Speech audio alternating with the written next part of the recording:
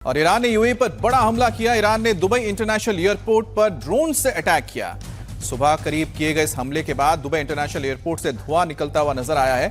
इस हमले में ईरानी ड्रोन ने एयरपोर्ट के पास फ्यूल टैंक को निशाना बनाया। हमले के बाद इलाके में अफरा तफरी मच गई और धुएं के गुबार दूर तक दिखाई दिए। राहत की बात तो यह रही है कि अभी तक किसी के घायल होने की खबर नहीं है। लेकिन इस हमले ने ईरान अमेरिका युद्ध के खतरे को सीधे दुबई के दरवाजे तक खड़ा कर दिया है। जंग शुरू होने से लेके अब तक ईरान ने यूएई पर 1800 से ज्यादा मिसाइलें और ड्रोन दागे। यह तस्वीरें आप देख रहे हैं दुबई एयरपोर्ट की है, जहां पर आज सुबह सुबह हमला हुआ है। ईरान की ओर से एक बार फिर से शायद ड्रोन दागे गए थे, जिनमें से कई ड्रोन्स को तो नाकाम कर दिया गया था, लेकिन उनमें से बताया जा रहा है कि एक ड्रोन का मलबा नीचे गिरा और मलबा नीचे गिरने के बाद धमाका हुआ और धमाके की वजह से आग लग गई।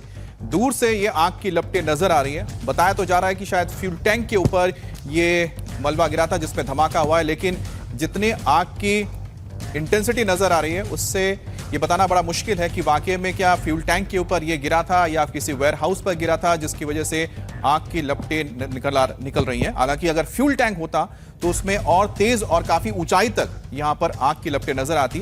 बहरहाल ऐसा कुछ नजर नहीं आ रहा है, तो ये माना जा सकता है कि वहां पर बड़े वेयर हाउसेज हैं या कार्गो सेगमेंट हो सकता है, जहां पर कार्गो रखे रहते हैं, सामान रखा जाता है, जिसमें आग लगी है। लेकिन ईरान की ओर से लगातार यूएई को निशाना बनाया जा रहा है। यूएई इस वक्त सबसे ज्यादा सॉफ्ट टारगेट है, क्योंकि दुबई की दूरी या यूएई की दूरी अगर की जाए तो ईरान के साथ महज 90 किलोमीटर की है। तो आप समझ सकते हैं 90 किलोमीटर का जब फासला हो तो ऐसे में ड्रोन बहुत ही ज्यादा घातक साबित होते हैं। एक और बड़ी खबर आपको बता दें, ये इराक से आ रही है। यहां ईरान समर्थित सराया औलिया अल दम इराकी ग्रुप ने यूएस बेस पर हमला किया है। इराकी ग्रुप ने बगदाद इंटरनेशनल एयरपोर्ट के पास अमेरिका के विक्ट्री बेस को टारगेट किया। इराकी ग्रुप ने विक्ट्री बेस पर एक के बाद एक कई रॉकेट दागे हैं, जिसके बाद यूएस बेस में भीषण आग लग गई है। तो ईरान समर्थित एक ग्रुप है इराक का, जिसने ये इराक के एक मिलिट्री बेस, जो यूएस का मिलिट्री बेस है, विक्ट्री इसका नाम है, विक्ट्री बेस पर हमला किया, जिसके बाद यहां पर भीषण आग लग गई है। तो बगदाद में ये विक्ट्री बेस है यूएस का, जिसे निशाना बनाया इराक के एक मिलिशिया ग्रुप ने, जो ईरान का समर्थित मिलिशिया ग्रुप है, और उसके बाद इस बेस पर भीषण आग लग गई है। अब इजराइल के हमले से पहले ईरान ने दावा किया था कि उसने इजराइल और अमेरिकी ठिकानों को निशाना बनाया है, जिसमें हाइपरसोनिक मिसाइल से हमला किया है। ईरान ने दावा किया है कि 10 फतेह और गदर मिसाइल से हमला किया गया। दावा तो किया जा रहा है कि हमला यूएई के अल दफरा में अमेरिकी बेस को निशाना बनाकर यह मिसाइलें दागी गई थी। अब मिसाइल के साथ ईरान ने ड्रोन्स भी दागे। ईरान ने 2023 में फतेह मिसाइल का सार्वजनिक परीक्षण किया था और इसकी रफ्तार मैक 13 तक पहुंच सकती है, जिसे रडार पर इंटरसेप्ट करना बेहद मुश्किल होता है। वहीं खबर यह भी है कि ईरान ने पहली बार सेजिल मिसाइल का भी इस्तेमाल किया है। यह मिसाइल इजराइल को टारगेट करके दागी गई थी। यह सॉलिड फ्यूल वाली स्ट्रेटेजिक मिसाइल है, जो 2000 से लेकर 2500 किलोमीटर तक मारक क्षमता रखती है। तो ये फतेह मिसाइल की तस्वीर आप देख रहे हैं, जिसका इस्तेमाल किया गया है। और फतेह मिसाइल के जरिए बताया जा रहा है कि यूएई में मौजूद अल दफरा एयर बेस, या आप कह सकते हैं कि मिलिट्री बेस है, यह पूरा अमेरिका का, जिसको निशाना बनाया गया था।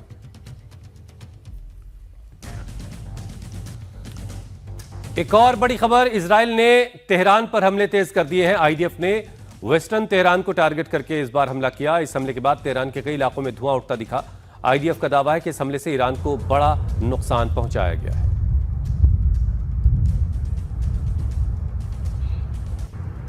वहीं इजराइल ने ईरान में 200 से ज्यादा ठिकानों को निशाना बनाकर हमला किया है। इसे अभी तक की सबसे बड़ी एयर स्ट्राइक माना जा रहा है। ये हमले इजरायली ड्रोन से किए गए हैं। इसमें आईआरजीसी और बासिज के कमांडर्स को निशाना बनाया गया। ये हमले तेहरान के अलग अलग इलाकों में किए गए हैं और जिस वक्त हमला हुआ था उसकी तस्वीर आप देखिए, एक वीडियो आया है।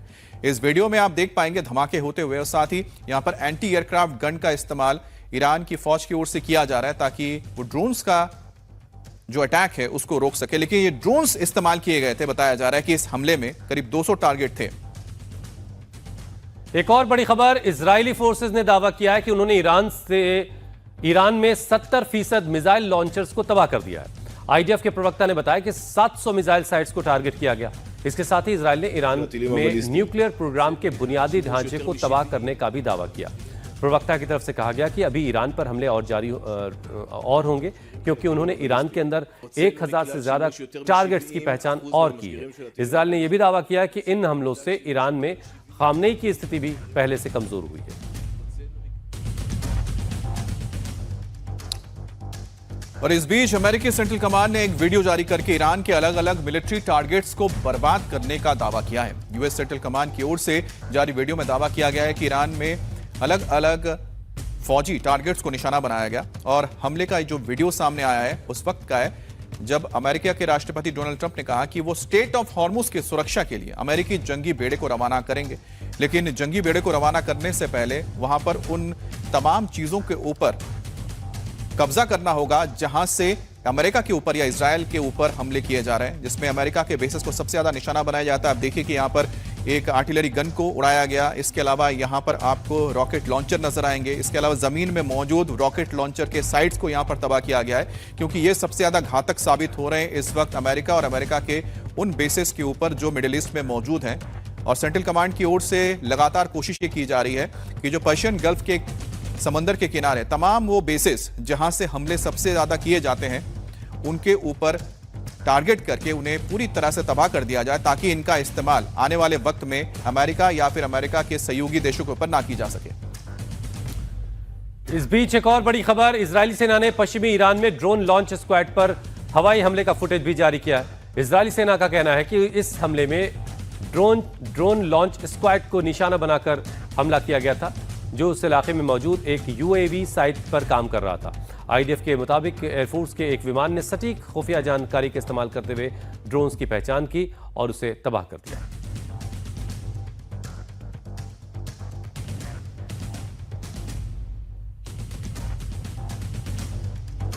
और इस बीच लेबनान का भी दावा सामने आया है। इजरायल ने साउथ लेबनान में फास्फोरस बॉम्ब का इस्तेमाल किया है।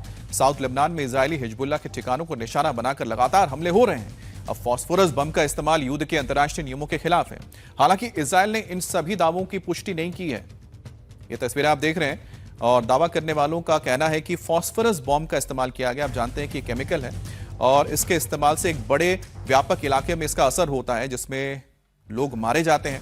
अब ऐसे में इसका इस्तेमाल तो माना जाता है कि नहीं होना चाहिए अंतर्राष्ट्रीय नियमों के हिसाब से, लेकिन दावा किया जा रहा है लेबनान की ओर से, या फिर आप कह सकते हैं कि यहां पर हिजबुल्लाह के जो तमाम लोग हैं वो दावा कर रहे हैं कि फास्फोरस बम का इस्तेमाल हुआ। इजरायल ने इसकी कोई पुष्टि नहीं की है।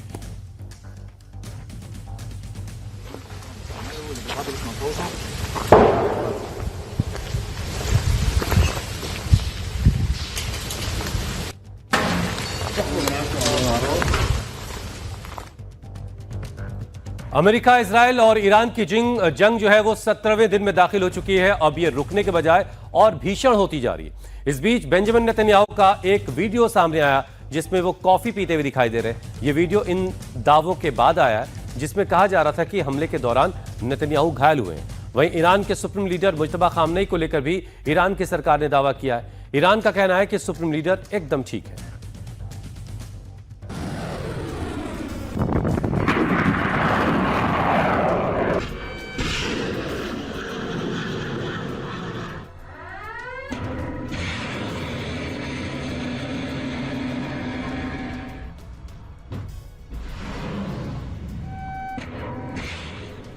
ईरान पर दनादन हमले।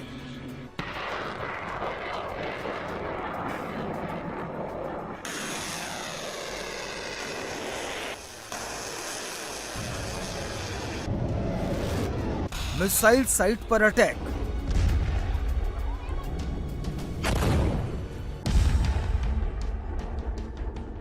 मिलिट्री ठिकाने तबाह।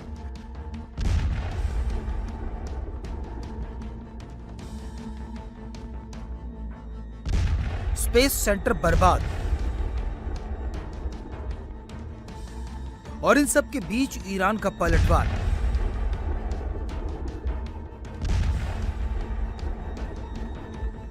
युद्ध का आज 17वां दिन है। हमले नॉन स्टॉप जारी हैं।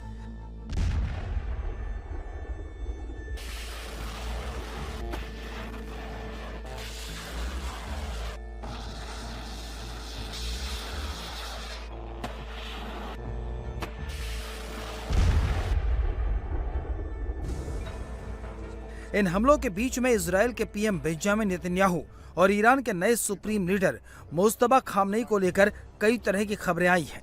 ये सवाल तक पैदा हो गया था कि दोनों जिंदा भी हैं या नहीं। इन खबरों के बीच बेंजामिन नेतन्याहू का एक वीडियो सामने आया है जिसमें वो एक कॉफी शॉप में खड़े हैं और खास तौर पर अपनी उंगलियां दिखा रहे हैं, लेकिन खामनेई की तरफ से केवल लिखित बयान जारी किया गया है।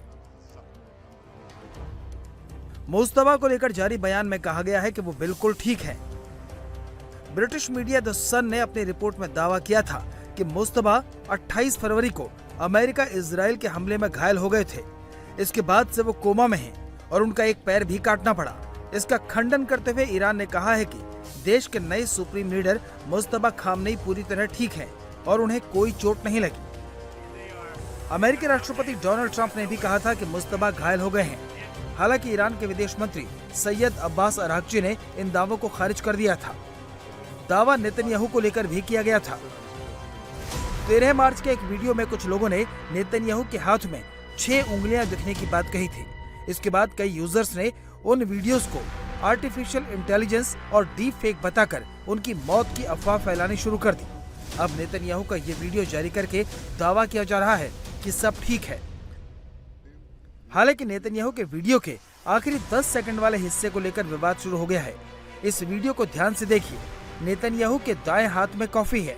बात करते करते वो अपना बायां हाथ जैकेट की जेब में डाल लेते हैं। कॉफी दाएं हाथ में ही है। अचानक 2 सेकंड के लिए कैमरा घूमता है और वापस आते ही कॉफी दाएं से बाएं हाथ में आ जाती है। अब सोशल मीडिया पर इसे लेकर सवाल खड़े किए जा रहे हैं, लेकिन ये भी दिख रहा है कि कैमरा घूमते ही नेतन्याहू ने जैकेट से हाथ निकाल लिया, क्योंकि शिष्टाचार ये कहता है कि हमेशा हाथ मिलाने के लिए दाएं हाथ का इस्तेमाल होता है। इस बीच आईडीएफ ने हमले और तेज करने का दावा करते हुए वीडियो जारी किया है।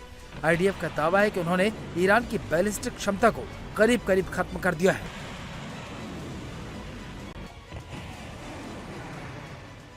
עד כה תקפנו יותר מ-700 מטרות של מערך הטילים בזמן אמת. הצלחנו לצמצם את הירי. הוצאנו מכלל שימוש יותר מ-70% מהמשגרים של הטילים הבליסטיים. כלל הכטב"מים ששוגרו מאיראן לשטח ישראל עד כה יורטו על ידי חיל האוויר. אנחנו ממשיכים בצד הטילים והמשגרים כל הזמן. המרכיב השלישי בו פגענו הוא פרויקט הגרעין האיראני. לאחר שפגענו בו קשות במהלך מבצע עם כלבי, אנחנו תוקפים אתרים ותשתיות שמהווים חלק מהמאמצים של המשטר לבצר ולהסתיר את תוכנית הגרעין שלו. במהלך המבצע תקפנו יותר מ-2,000 מטרות ברחבי איראן, באמצעות יותר מ-10,000 חימושים שונים. יש לנו תוכנית לחימה סדורה ומתוכננת היטב. יש לנו עוד אלפי מטרות באיראן, ואנחנו מייצרים מטרות נוספות מדי יום. המשטר כבר מוחלש, ואנחנו ממשיכים להחליש אותו יותר ויותר מדי יום. הוא מעורער, והוא מסתיר את זה מהאזרחים. एक वीडियो अमेरिकी सेंट्रल कमांड की ओर से भी जारी किया गया है। इस वीडियो के जरिए दावा किया गया है कि अमेरिका ने ईरान में कई मिलिट्री साइट्स को टारगेट करके हमला किया और उन्हें बर्बाद कर दिया। इन हमलों के बाद ईरान के जवाबी हमले की ताकत बहुत कम रह गई है। अमेरिका दावा कर रहा है कि उन्होंने ईरान की बैलिस्टिक कैपेसिटी को बर्बाद कर दिया है। वहीं दूसरी तरफ यूएई के रक्षा मंत्रालय ने बताया कि उसके डिफेंस सिस्टम ने रविवार को ईरान से आई 4 बैलिस्टिक मिसाइल और 6 ड्रोन को रोका। यूएई ने यह भी कहा कि 28 फरवरी से अमेरिका, इजराइल और ईरान के युद्ध के दौरान अब तक यूएई में कुल 298 बैलिस्टिक मिसाइल, 15 क्रूज मिसाइल और 16 से 6 ड्रोन को रोका गया है।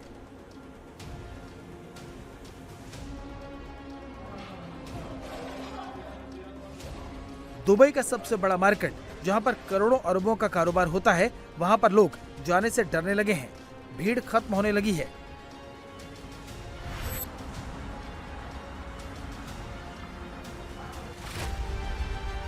जिस शहर को दुनिया की सबसे सेफ सिटी माना जाता था, वो अब सेफ नहीं है। होटल, मॉल, सड़क, ऑफिस बिल्डिंग सारी जगह खाली होने लगी हैं। जहां हमेशा भीड़ रहती थी, जहां पर लंबी लंबी कतारें रहती थी, वहां अब सन्नाटा पसरा है। दुबई को इतना शांत, इतना घबराया हुआ दुनिया ने कभी नहीं देखा।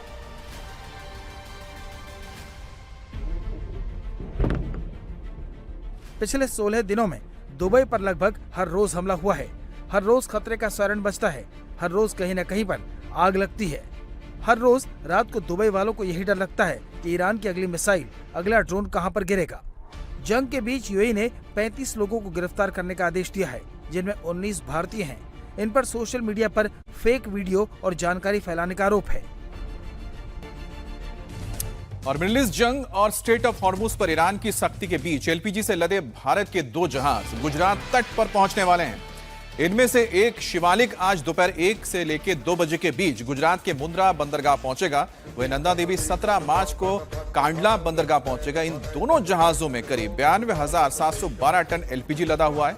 ये दोनों जहाज उन 24 जहाजों में शामिल थे जो क्षेत्र में युद्ध शुरू होने के बाद से स्ट्रेट ऑफ हॉर्मुज के पश्चिमी हिस्से में फंसे हुए थे। मिडिल ईस्ट के जंग के शुरू होते ही ईरान ने साफ कह दिया था कि वो हॉर्मुज से तेल की एक बूंद गुजरने नहीं देगा। लेकिन आप देखिए, कूटनीतिक रिश्ते और कूटनीतिक दबाव के चलते उसने भारत के 2 जहाजों को गुजरने की इजाजत दी, जिसके बाद इस बात की उम्मीद और बढ़ गई कि जल्दी फारस की खाड़ी में फंसे हमारे 22 जहाज स्ट्रेट ऑफ हॉर्मुज को पार करके हिंदुस्तान पहुंचेंगे। अगर ऐसा हुआ तो भारत में देश में एलपीजी गैस सिलेंडर को लेकर पैनिक वाले हालात हैं। लोग सुबह से ही गैस एजेंसीज के बाहर लाइन लगाकर खड़े हो जा रहे हैं। हालांकि सरकार की तरफ से बार बार कहा जा रहा है कि देश में गैस की कोई कमी नहीं है, लेकिन कालाबाजारी और मुनाफाखोरी के चक्कर में गैस की किल्लत है। ऐसे में अब राज्य सरकारें एक्शन मोड में हैं। यूपी, बिहार समेत कई राज्यों में एलपीजी सिलेंडरों की कालाबाजारी और जमाखोरी रोकने के लिए ताबड़तोड़ छापेमारी हो रही है।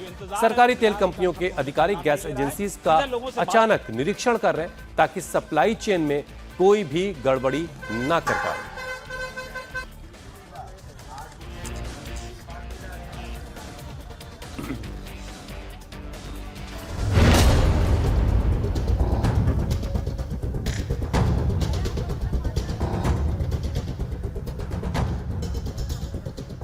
गैस की कालाबाजारी, शहर शहर एक्शन जारी।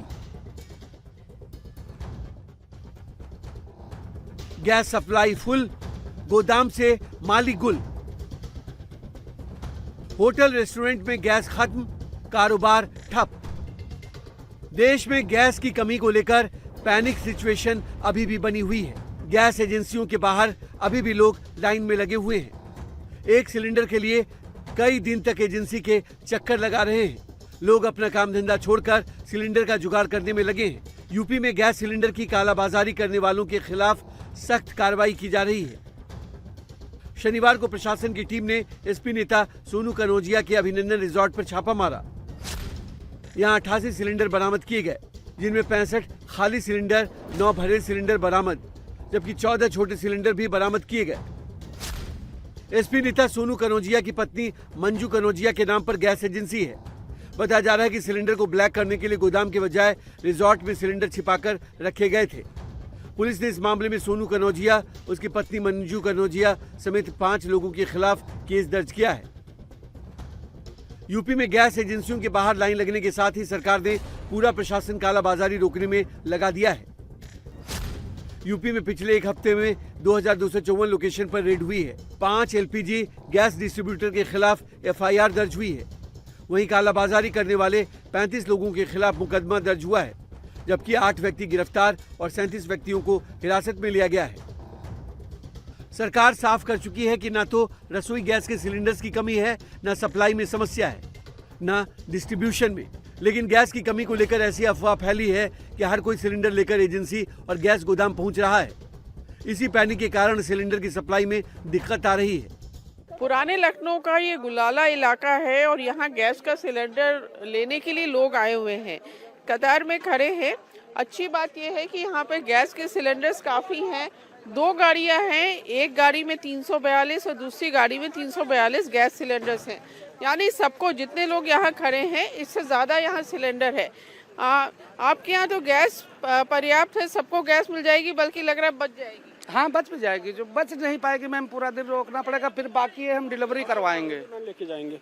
अच्छा। हाँ, ये अपनी अपनी गाड़ी डिलीवरी कर रहे हैं। हाँ, सब की डिलीवरी होगी। जा रही हैं, घर पे बाउचर है, उनकी डिलीवरी होगी। यहाँ पे गैस लेने आए हैं, किसी तरह की कोई दिक्कत का सामना करना पड़ा है? नहीं, कोई दिक्कत नहीं है। तो ये जो कहा जा रहा है कि गैस नहीं मिल रही, नहीं, वो गलत है। टाइम से हम लोग को मिल रही है, हम लोग टाइम से आए लेने। भाई ये है लाइन लगाइए, लाइन से मिल जाएगी बस। आपको किसी तरह की दिक्कत आ रही है? नहीं मैम, तो इस तरह से यहाँ पर कोई गैस की दिक्कत नहीं है। सरकार की माने तो देश में गैस की कमी का माहौल बनाकर मुनाफाखोरी हो रही है। जंग की आड़ में गैस सिलेंडरों की कालाबाजारी की जा रही है, लेकिन अब सरकार इन माफियाओं से निपटने के लिए मैदान में उतर चुकी है। कौन लोग हैं जो अफवाह के आधार पर देश के अंदर विश्वास का संकट खड़ा कर रहे हैं? कौन वे लोग हैं जो लगातार भारत को भारत न बना रहे इसके लिए तमाम प्रकार से दुष्चक्र कर रहे हैं? और याद करेंगे तो ये वही लोग हैं जिन्होंने कहा था कि राम और कृष्ण तो हुए ही नहीं। पटना में भी सिलेंडर को लेकर पैनिक बना हुआ है। और 3 राज्यों की 11 राज्यसभा सीटों पर आज वोटिंग होगी। इनमें बिहार की 5, हरियाणा की 2 और ओडिशा की 4 सीटों पर वोटिंग होगी। वोटिंग सुबह 9 बजे से शुरू हो चुकी है। वहीं पर शाम को 5 बजे तक वोटों की गिनती हो जानी है। तो वोटिंग चल रही है, जिसकी तस्वीरें आप देख रहे हैं। 3 राज्यों की 11 सीटों पर वोटिंग हो रही है। नीतीश कुमार की किस्मत का फैसला होगा, नितिन नवीन की किस्मत का भी फैसला होगा। बिहार की 5 सीटों के लिए मतदान चल रहा है, हरियाणा की 2 सीटों के लिए वोटिंग चल रही है, ओडिशा की 4 सीटों के लिए इस वक्त मतदान चल रहा है। आज ही शाम को वोटों की गिनती करके नतीजों का ऐलान भी कर दिया जाएगा। तो 3 राज्यों में इस वक्त 11 सीटों के लिए मतदान हो रहा है। बिहार की 5 सीटों के लिए हो रहा है, लेकिन उम्मीदवार वहां पर 6 हैं। ओडिशा की 4 सीटों के लिए, हरियाणा की 2 सीटों के लिए मतदान चल रहा है। हमने ये भी देखा कि क्रॉस वोटिंग से बचने के लिए बहुत सारे विधायकों को इधर उधर शिफ्ट किया गया, उन्हें एक तरीके से हिफाजत में रखा गया है। रिजॉर्ट पॉलिटिक्स का जिसका हम जिक्र हमेशा करते हैं, उसका एक बार फिर से एक वीडियो भी सामने आया है, जिसको आपको दिखाएंगे। लेकिन इस वक्त आप जो तस्वीरें देख रहे हैं बिहार से आ रही है, जहां पर वोटिंग की शुरुआत हो चुकी है। पार्टी के जो विधायक हैं वो अपने अपने उम्मीदवार के लिए वोटिंग के लिए यहां पहुंचे हुए हैं और बाकायदा यहां पर ट्रेनिंग भी दी गई है सभी विधायकों को कि किसी भी तरह से उनका वोट बर्बाद ना हो। हालांकि देखा जाए तो यहां पर 2 जो कैंडिडेट्स हैं बीजेपी के, जिसमें नितिन नवीन भी शामिल है, बीजेपी के अध्यक्ष हैं। उनके दोनों ही कैंडिडेट बीजेपी के, उनका राज्यसभा आना तय माना जा रहा है क्योंकि उनकी संख्या बल इस कदर है, 200 से ज्यादा है अगर एनडीए को देखा जाए। दूसरी तरफ आप देख रहे हैं कि नीतीश कुमार खुद मौजूद हैं, तो जेडीयू के भी 2 जो कैंडिडेट्स हैं उनका भी जीतना तय माना जा रहा है। और साथ ही जो 5वीं जो सीट है उस पर एनडीए दावा कर रही है कि उनका ही कैंडिडेट जीतेगा। तो सुनिए तेजस्वी क्या कह रहे हैं आज के चुनाव को लेकर के।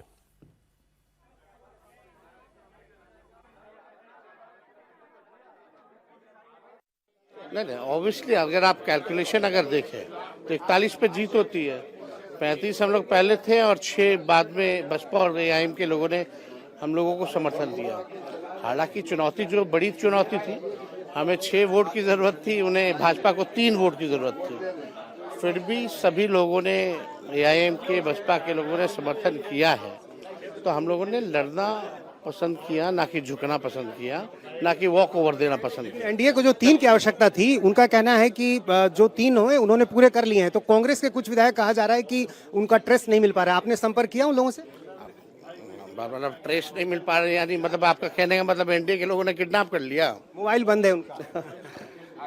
बहुत लोगों का होगा, बहुत लोग अभी धीरे धीरे लोग आ रहे हैं। एनडीए के लोग भी सब थोड़ी पहुंचे हैं। राज्यसभा जा रहे हैं, इस महीने में भी ये चुनाव काफी क्या इम्पोर्टेंट है आपको लगता है? तो अपनी सहानुभूति नीतीश कुमार जी के प्रति जो है जताई है, और ये तो चुनाव से ही नहीं बल्कि जिस दिन महागठबंधन को वो छोड़ करके, इंडिया अलायंस छोड़ करके वापस पुनः बीजेपी में 2024 में गए थे, तभी हमने कह दिया था कि अब जनता दल यूनाइटेड पार्टी का कोई भविष्य नहीं रह गया।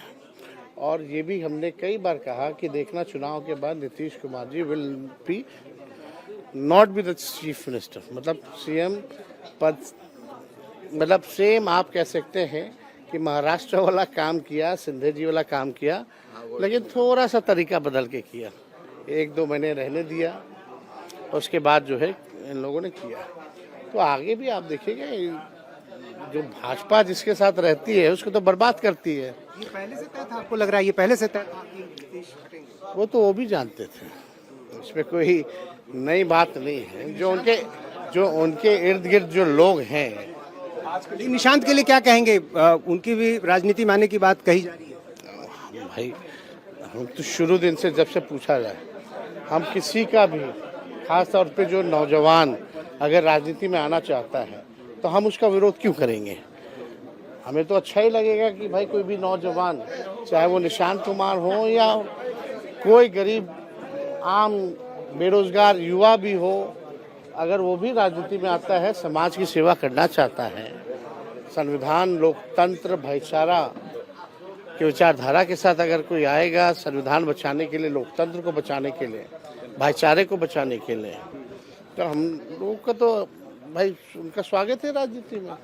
लेकिन ये जहाँ हैं वो, और जो लोगों ने उनके पिताजी को बर्बाद किया, आज वो वही है, तो उनको पहचानना होगा।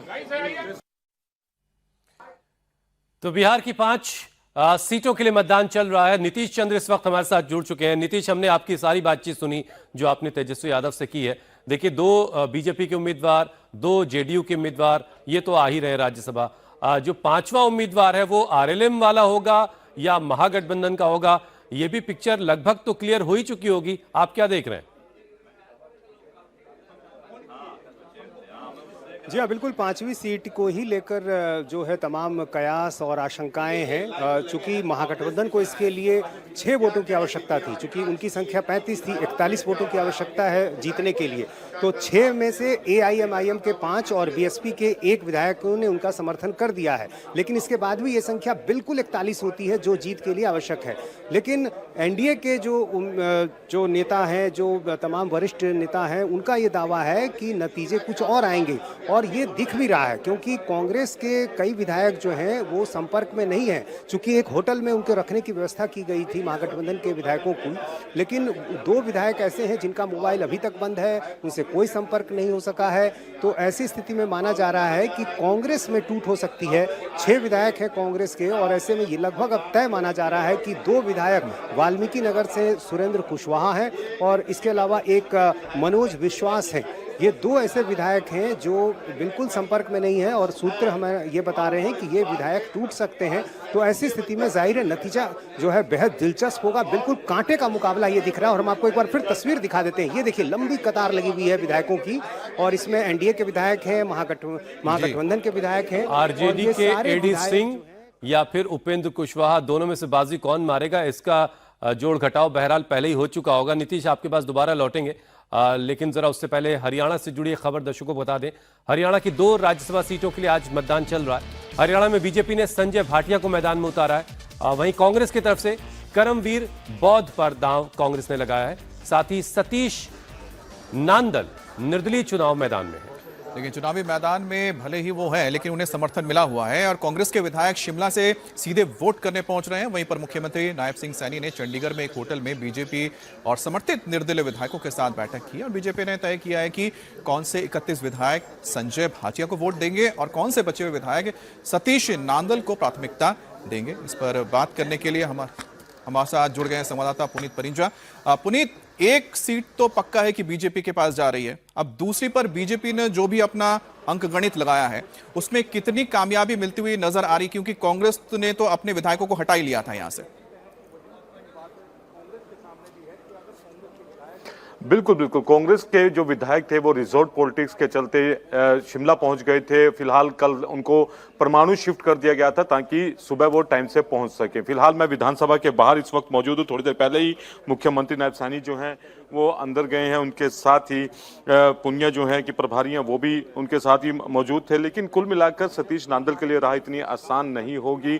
वो 2 ही तरह से जीत सकते हैं, या तो क्रॉस वोट हो या फिर वोट रद्द किया जाए, तो ही उनकी जीत मानी जा सकती है, क्योंकि 9 वोट चाहिए सतीश नांदल को जीतने के लिए। वहीं अगर दूसरी तरफ बात करें तो संजय भाटिया हैं या करमवीर बौद्ध हैं, तो दोनों के 31 वोट बनते हैं। लेकिन अगर क्रॉस वोटिंग होती है, और अभी तक आईएनएलडी ने भी अपने पत्ते जो हैं वो नहीं खोले हैं, हो सकता है कि जो सूत्र बता रहे हैं कि वो चुनाव से दूर रहें, तो ऐसे में अगर आईएनएलडी चुनाव से दूर रहती है तो 11 वोट फिर चाहिए होंगे सतीश नांदल को जीतने के लिए। अभी 9 चाहिए अगर आईएनएलडी समर्थन दे देती है, तो अगर आईएनएलडी समर्थन नहीं देती है तो 11 वोट चाहिए होंगे। तो ऐसे में जो है जो गणित है जीत का वो फिलहाल थोड़ा कमजोर पड़ता हुआ दिखाई देता है सतीश नांदल के लिए। लेकिन राजनीति है, कुछ भी हो सकता है, क्योंकि पिछली 2 बार जिस तरह से कांग्रेस को पटकनी मिली है संख्या बल पूरी होने के बावजूद, तो ऐसे में सतीश नांदल भी काफी कॉन्फिडेंट नजर आ रहे हैं। और वहीं हरियाणा के जो कांग्रेस के विधायक हैं और कांग्रेस के जो बड़े नेता हैं वो भी काफी